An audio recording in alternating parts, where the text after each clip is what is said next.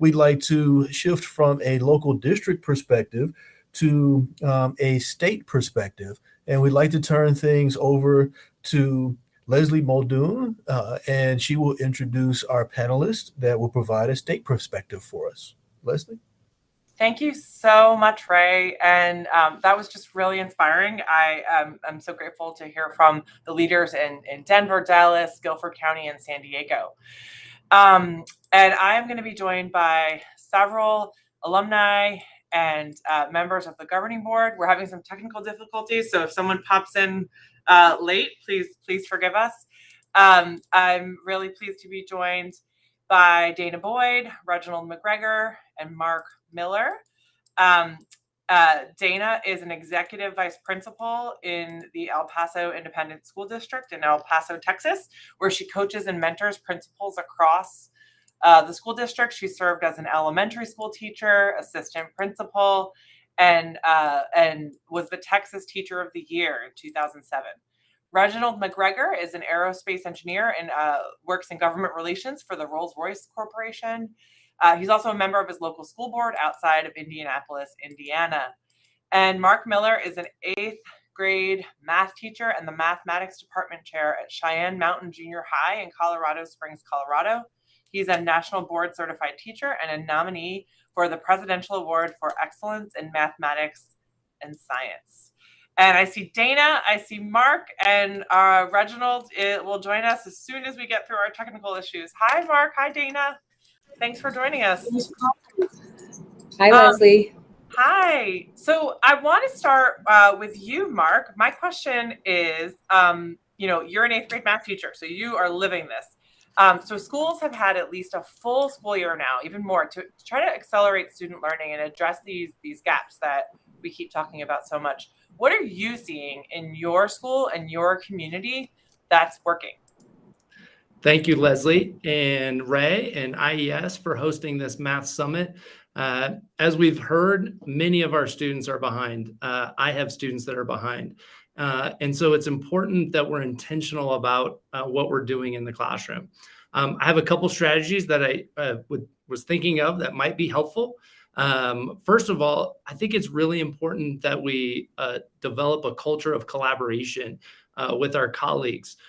Teachers for centuries have been walking across the hall, talking to their colleagues and saying, what's working in your classroom? What are you doing that's working for your kids? And we need to, as states, follow this model. I think that states can reach out to neighboring states and ask, superintendents can reach out to neighboring districts and find out what's working and try to implement those that make sense in their own state or in their own district. Second, I think we need to start to begin to look forward. It is true, students are behind. The data shows that, but I don't want us to get stuck on looking behind. We need to look forward. We need to make sure that we change the narrative a little bit. And in my classroom, looking at personalized learning and differentiated instruction. I have students that aren't meeting expectations for sure. And I want to provide an opportunity for them to learn and to close that achievement gap. And so I provide, on time little mini lessons like I did today in my classroom to get those kids caught up. But I also want to push a little bit and know that I have students here in Colorado that are meeting and exceeding expectations. And so I don't want to forget those. And so we need to make sure that we focus on mathematical practices in my classroom. And so we're looking at proving and representing and modeling some critical thinking and collaboration, making sure that these practices can apply to future lessons, because I only get them for a year. And then they've got to go to other classrooms. And I want to make sure that they have those skills that'll help them as they go to other courses and even across disciplines in their science class, in their social studies class, and deepen their understanding. Thanks, Mark. That's fantastic. Dana, what are you seeing in El Paso and with the elementary school principals and teachers and students you're working with? You know what, I was just laughing because it's as if Mark had my notes. Really the same practices that he talked about. We're seeing some of those same practices. I love the unfinished learning context that was spoken about, because there's you know, those unfinished places that they have not been. I would say that we are trying to get, as Mark said, personalized on that particular standard, instead of trying to do interventions as one size fits all, like all students have to go to tutoring. Let's try and get them in for some specified tutoring for a group amount of time and really make sure that they show mastery. I think we make a mistake sometimes that kids never exit when they're in any type of intervention, and we need for them to be able to find success in the areas that we see that they need some intervention in. And I also, like Mark said, we also need to make sure that we are keeping a strong focus on those students who are excelling and have enrichment that's going to enhance the curriculum so that they can see that at that higher quality, or when we say those harder question types that they would encounter as they are going in, so that they won't see those as frightening, but that they can put it into context. And then really one thing that we've lost is getting our students off the computer most of the time and getting the hands, the manipulatives, and getting those concrete lessons out for our babies as we scaffold that learning. Not try to take them away. Our kids still need those manipulatives, and get those good teaching strategies and models that we used back in the day, Unifix cubes and things of that nature that we kind of took away when COVID happened. We need to bring those back so that our kiddos can really go from that concrete to the pictorial to the abstract. So that's I mean, of course, across everywhere, we're seeing those gaps, but we've got to get back to those basics that made us so successful. Thanks, Dana. I'm smiling because I'm thinking of my own children and some of the math that we do at home in everyday, our everyday experiences, like playing Monopoly. Monopoly is great for practicing math. All right. So I want to transition and think about, Mark, you talked about looking ahead, right? So you teach 8th grade, you teach students who are preparing, to go to high school and then eventually to college or some sort of, certification program, the workforce. How do you think about preparing your students now for the world of tomorrow and the rapidly changing economy and workforce and the skills that they're going to need for the future? That's a great question, and something that we as educators should be thinking about frequently. I know that there's been a recent emphasis on STEM or even STEAM careers.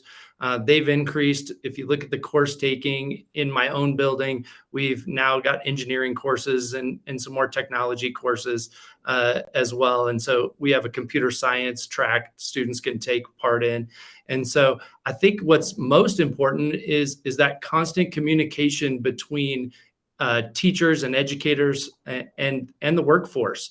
What does our friend Reginald need at Rolls-Royce in his workplace from us as educators? I hear from students frequently that when I ask them questions about, what skills are they using, I'll be honest, they're not always saying, hey, it was that fraction lesson and I'm using that every day. It's more around curiosity. It's creativity, collaboration, and critical thinking that really helps them in whatever they do. I don't want to be naive to think that every one of my students is going to become a math major and want to take on a math or a STEM career. But I want to make sure that they have the skills necessary that will complement them in whatever career or whatever post-secondary, path that they decide. This idea about traditional math courses, we only have a precious short amount of time to focus our attention and to help students prepare for their career and their futures, their life. And so we want to make sure that we do so in a way that promotes problem solving in the classroom, collaboration in the classroom, critical thinking. There's an urgent need even before 2020, we were starting to see our 10th percentile and our 90th percentile, those diverging trend lines were happening. And so we want to make sure that we're focusing on getting kids prepared for the workforce and whatever post-secondary career that students pursue. Thanks, Mark.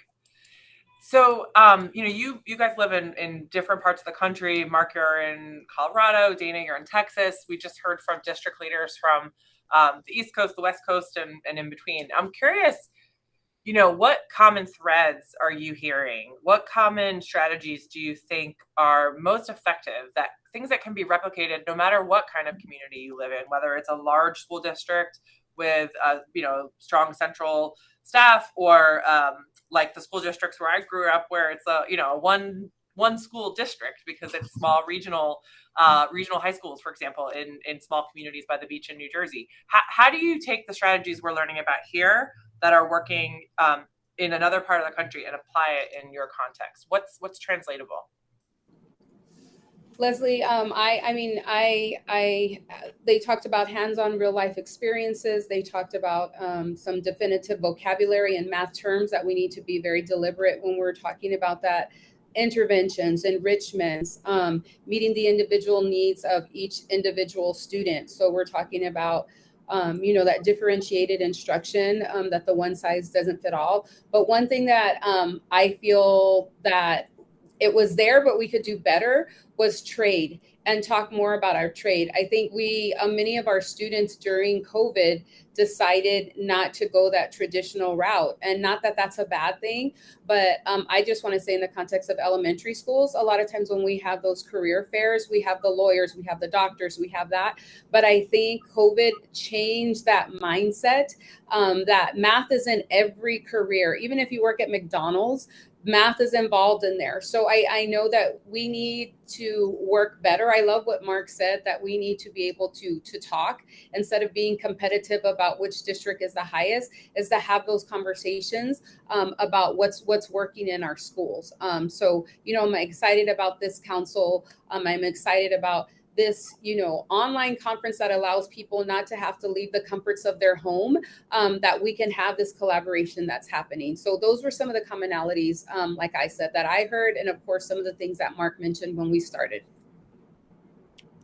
Lesley and Dana, I hear from you this idea that building relationships is important, and listening to the leaders from Denver and Dallas and North Carolina and San Diego, I think that we heard them say building relationships is important, making connections. We heard in North Carolina about all the graduate students and the high school students and the community members that are there. It's a team effort. It's a community coming together for the betterment of their community, because as we know, the education of our youth is going to help, lead our cities and our states and our country.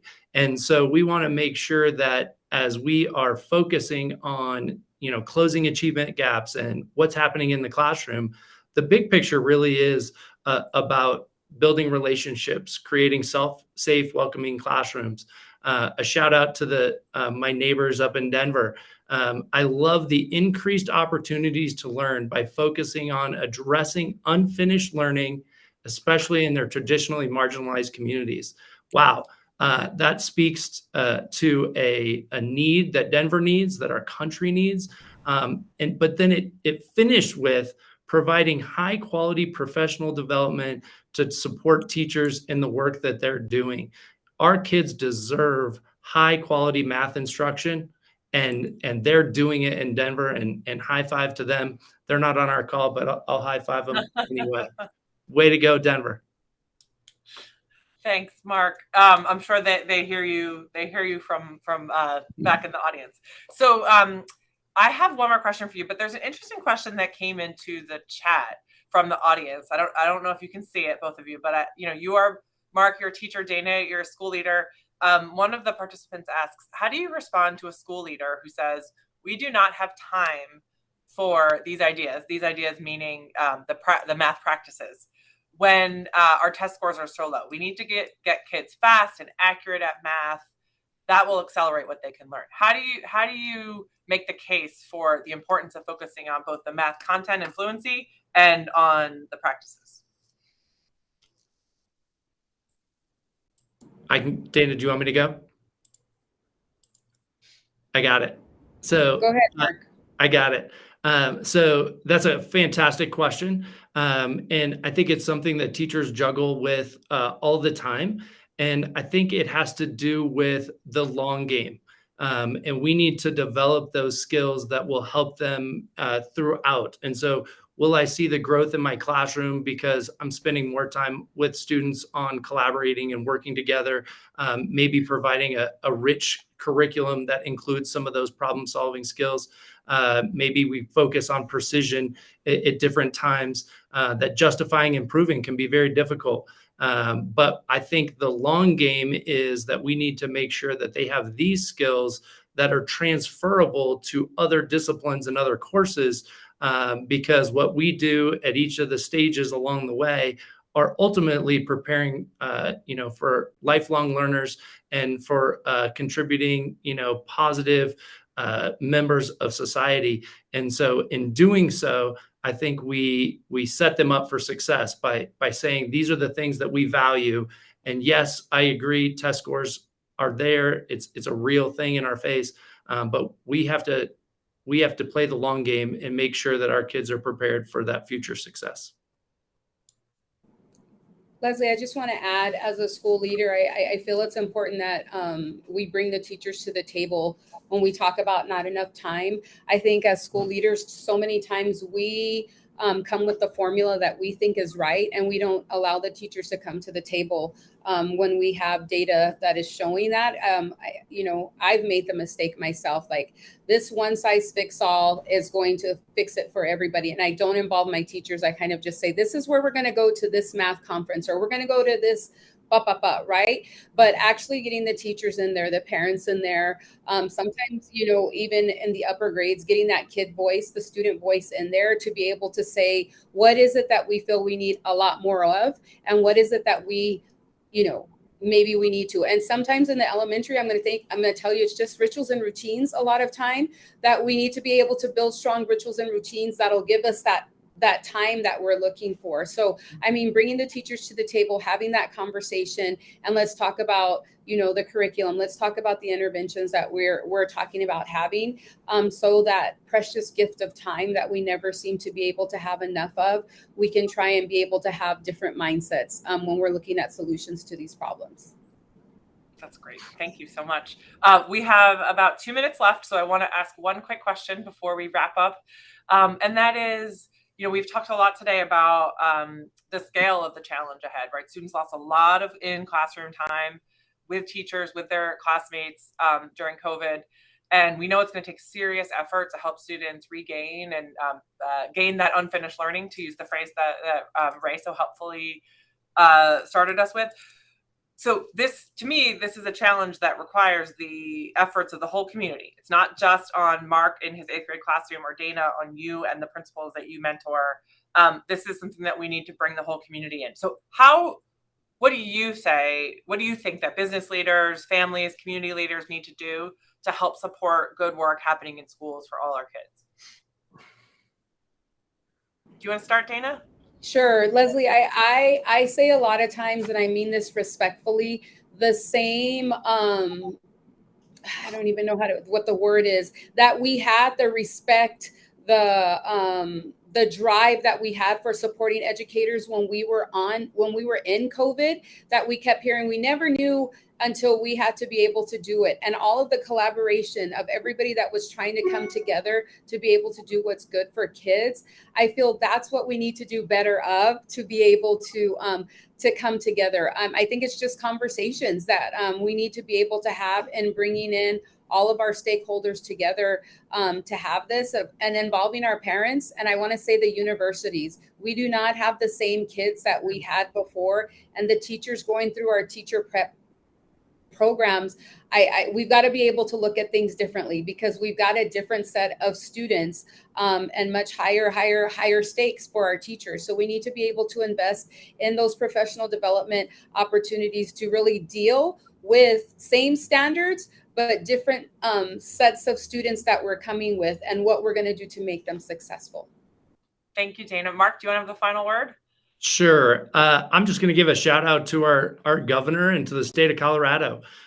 We have programs like the FET Lab that comes out of CU Boulder. Our governor provided Zern, a free program for all of our students in Colorado to use to help, but they're not free to maintain and build. And so we definitely need the relationships, those partnerships that occur. So all students, no matter rural, urban, suburban communities, have access to these great programs and these high quality curriculum that can be used in classrooms everywhere. And I do want to thank IES and you, Lesley and Ray, for this opportunity. And I think on behalf of students everywhere, I think there are educators and teachers getting better today and next week and the week after. So that's important. And I'm sure our kids appreciate it. So they're not here, but on behalf of the kids, thank you for this. Thank you, Mark. Thank you, Dana. Thank you, Ray, and the Council of the Great City Schools for having us.